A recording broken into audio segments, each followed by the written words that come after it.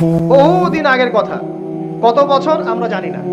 একজন প্রতাপশালী বাদশা ছিল, এখনকার বিশ্ব নেতাদের মতোই পরাশক্তি, ওই যে আসহাবুল কাহাফের মতো, বা ওই নমরুদের মতো, বা ওই যে ফেরাউন তার মতো একজন প্রতাপশালী বাদশা ছিল। তার অধীনে একজন বড় জাদুকর ছিল। কি ছিল? আচ্ছা, মজা আছে, ভালো করে বোঝেন। একটা বড় জাদুকর ছিল। এখনো কিন্তু বহু কান্ট্রি এই জাদুবিদ্যার চর্চা করে, আপনারা জানেন না। ভিতরে ভিতরে জাদুবিদ্যার চর্চা এখনো চলছে।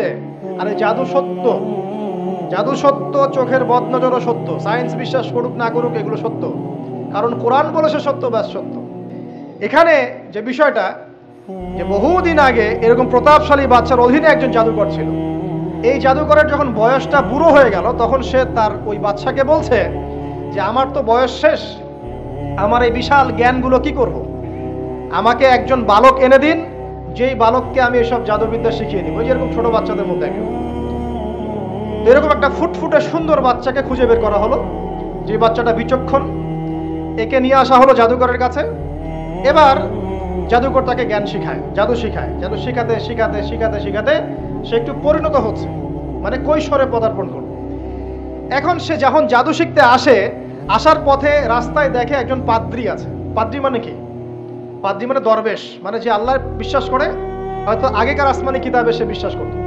এমন একজন পাদ্রীর সন্ধান সে পায়। সে ওই পাদ্রীর কাছে গিয়ে বসে। সেই পাদ্রী তাকে আসমানি কিতাবের যে মর্ম, যে বাণী, এগুলো শোনায়। তার কাছে খুব ভালো লাগে, যে মাশাআল্লাহ, এটা ইমানের স্বাদ। যখন কোরআন শুনি আমাদের ভালো লাগে না, আসমানি কিতাব যখন শুনে তার কাছে ভালো লাগে। সে বলে যে আমি এটা শিখতে চাই। তখন এই পাদ্রী তাকে বলে, তুমি তো জাদু শিখতে যাও এই বাদশার দরবেশের কাছে, বাদশার জাদুকরের কাছে, যদি ওরা জানতে পারে তাহলে তো সমস্যা। তাহলে উপায় কি? যখন তুমি ওখানে যাবে, যখন দেরি হয়ে যাবে, তখন বলবে বাসার থেকে বের হতে দেরি হয়েছে, বাসার থেকে বের হতে দেরি হয়েছে। আর আমার এখানে বসে যখন বাসায় যাবে, তখন বাসায় গিয়ে বলবে যে ওখান থেকে, ওই যে জাদুকরের কাছ থেকে আসতে দেরি হয়েছে। মানে কৌশল অবলম্বন করতে তিনি শিক্ষা দিলেন। এবার এই বাচ্চা খুব সুন্দর করে ব্যালেন্স করলো, একবার এখানে যায়, একবার ওখানে যায়। এই করতে করতে ওই যে জাদুকরের ইন্তেকাল হয়ে গেল, মারা গেল জাদুকর। এবার এই বাচ্চার কাছে মাশাআল্লাহ অনেক এলেম কালাম আছে। এদিকে সে পাদ্রীর জ্ঞানে দীক্ষিত হচ্ছে। দীক্ষিত হতে হতে তার মধ্যে আল্লাহ পাকের প্রতি একটা পরিপূর্ণ ঈমান চলে আসে। সে মুসলিম হয়ে গেল, আলহামদুলিল্লাহ। মুসলিম হওয়ার পরে একদিন সে যখন বাদশার কাছে যাচ্ছে, রাস্তায় একটা বিশাল জন্তু দেখা গেল। বিশাল জন্তু, কিরকম জন্তু আমরা জানি না। ঠিক ওই যে দাব্বাতুল আরদ সামনে বের হবে, ওই প্রাণী যখন দাঁড়িয়ে আছে রাস্তায়, এখন এই বালক বলছে আজকে আমি প্রমাণ করে নিব যে আল্লাহর আনুগত্যশীল ওই পাদ্রী সঠিক নাকি ওই জাদুকর সঠিক। এবার সে একটা ইট হাতে নিল, পাথর হাতে নিয়ে এসে বলছে, আল্লাহ, তোমার কাছে যদি ওই জাদুকরের কাজের চাইতে এই পাদ্রীর কাজ বেশি পছন্দনীয় হয়, এই ইটের আঘাতে এই জন্তুকে তুমি মেরে ফেলো আল্লাহ। এ বলেছে বিসমিল্লাহ বলে পাথর নিক্ষেপ করলো। নিক্ষেপ করার সাথে সাথেই জন্তু ডেড। তখন তার আইন আল ইয়াকিন, হাক্কুল ইয়াকিন হয়ে গেল যে হ্যাঁ, আল্লাহর কাছে এই পাদ্রীর আমলই সবচেয়ে বেশি পছন্দনীয়। তার আর মনে কোনো সংশয় থাকলো না। কিশোর মানুষ না, কতটুকুই বা বোঝেন নাই। এবার তার মধ্যে একটা ইয়াকিন চলে আসলো এবং সে পরিপূর্ণ মুমিন মুসলিম হয়ে গেল।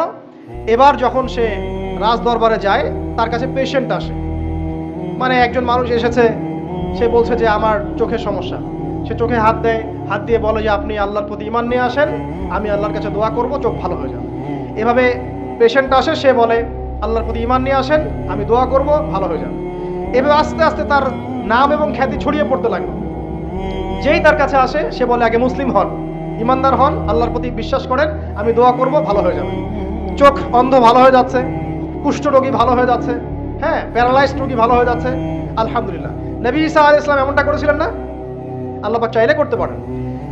একদিন ওই রাজ দরবারের একজন মন্ত্রী আসছে। এবার ওই রাজার একজন এমপি সাহেব, তার চোখের সমস্যা, সে আসছে, এসে বলছে যে আমার এই চোখের সমস্যা, আমার চোখটাকে ভালো করার দরকার, তোমার কাছে কোনো ওষুধ আছে নাকি? সে বলছে যে আপনি আল্লাহর প্রতি ঈমান নিয়ে আসেন, আমি আল্লাহর কাছে দোয়া করব, আপনি ভালো হয়ে যাবেন। এবার সে আলহামদুলিল্লাহ ঈমান নিয়ে আনলো এবং সে ভালো হয়ে গেল।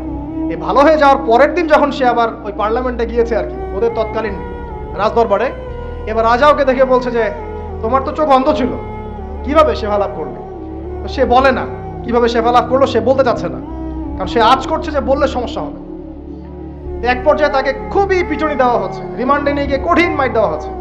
এক পর্যায়ে সে মারের যন্ত্রণা সহ্য করতে না পারে বলে ফেললো যে ওই বাচ্চা, তার কাছে গিয়ে আমি আরোগ্য লাভ করেছি এবং সে আমাকে বলেছে যে তার রবের প্রতি ঈমান নিয়ে আসতে, তাহলে আমি শেফা লাভ করব। এই বাচ্চা এখন বলছে ফেরাউনের মতো যে আয়না রব্বুকুমুল আ'লা, আমি তো তোমাদের রব। নমরুদের মতো আমি তো তোমাদের রব, ঠিক আছে, আমি ছাড়া তোমাদের কে রব আছে? মা আলিমতু লাকুম মিন ইলাহিন গায়রি, আমি তো জানি না যে আমি ছাড়া তোমাদের কোনো ইলাহ আছে। এবার এই লোকটাকে হত্যা করা হলো, এই এমপি সাহেবকে হত্যা করা হলো, বিকজ সে ঈমান নিয়ে আসে। এবার সেই বালককে ডেকে আনা হচ্ছে, বলা হচ্ছে বলো তুমি নাকি তোমার রবের নাম দিয়ে মানুষের ট্রিটমেন্ট করা শুরু করেছো।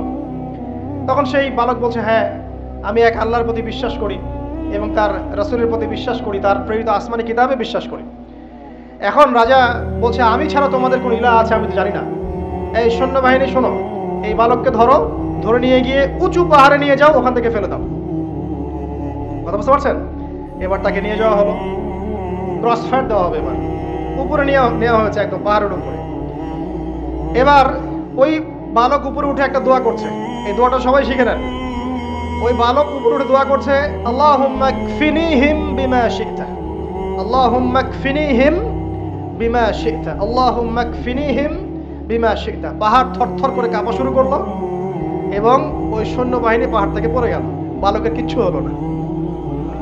আমি কিন্তু বানোয়াট কোনো গল্প বলছি না, এটা কোরআন থেকে বলছি এবং এটা তাফসীর। আপনি যে কোনো তাফসীর পড়েন, মারিফুল কোরআন, তাফসীর ইবনে কাসির, জালালাইন পড়ে দেখেন আমার সাথে ডিবেট করার আগে। এবার সে বালক হেঁটে হেঁটে চলে আসলো রাজদরবারে। আবার কি ব্যাপার, তুমি মরো নাই? না, আল্লাহ আমাকে বাঁচিয়েছে, আমার রব আমাকে বাঁচিয়েছে।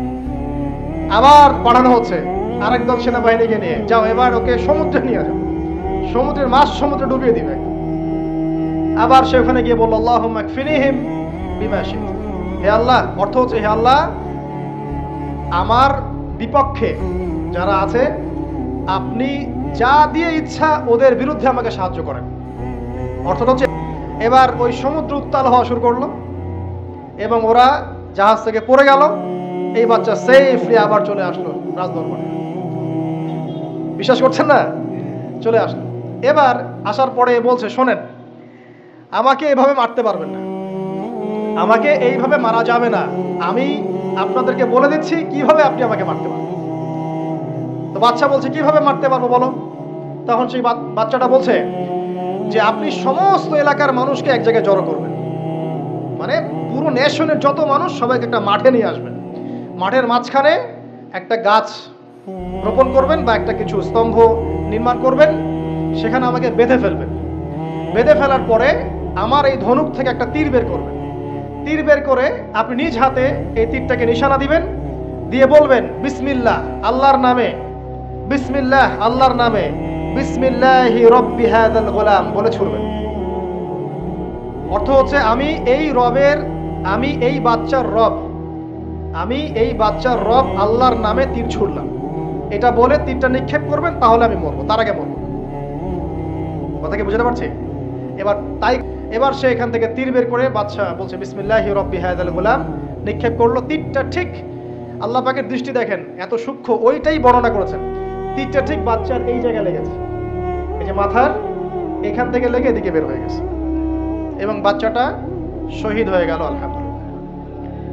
এবং এই বাচ্চাটা যখন মারা গেল বা শহীদ হয়ে গেল, আর সারা এলাকার মানুষ কি দেখলো যে বাচ্চা তাকে দুইবার চেষ্টা করে মারতে পারে নাই, কিন্তু তার রবের নাম যখন নেওয়া হয়েছে, আল্লাহর নাম নেওয়া হয়েছে, মারতে পেরেছে।